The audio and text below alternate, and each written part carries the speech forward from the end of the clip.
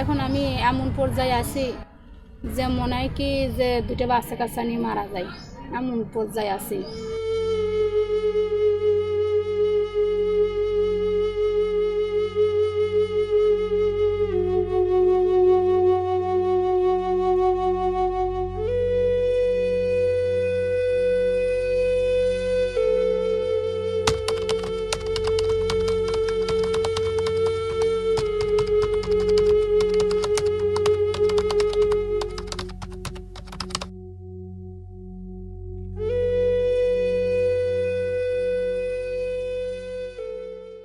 বিয়েটা হয়েছে আমার ধরেন 4 সালে বিয়ে হওয়ার পরে আমি শ্বশুরবাড়ি যাই। সেখানে আমার সংসারে দুটো বাচ্চা কাচ্চা হয়। তবে এখন সে আমার নির্যাতন শুরু করে হয় কি যে টাকা নেয় বাপের বাড়িতে।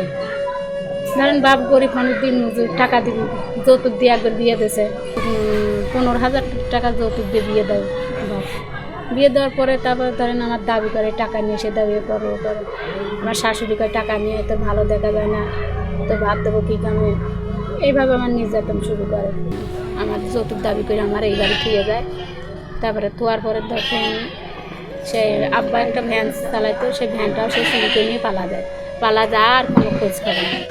তো আমারও মাটি পেতে আমার ছেলের আমার পানির ভিতরে ফেলা দিতে গেছিল,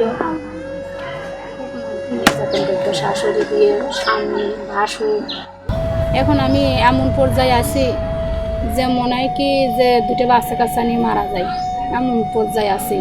যখন অভাব হয় সংসারে, যখন অভাব আসে, ছেলে টাকা চাই, টাকা দাও, স্কুলে যাবো, আমার 5টা টাকা দাও। কারণ ধরেন আমার সামর্থ্য থাকে না যে এই বাচ্চার আমি 5টা টাকা দেবো।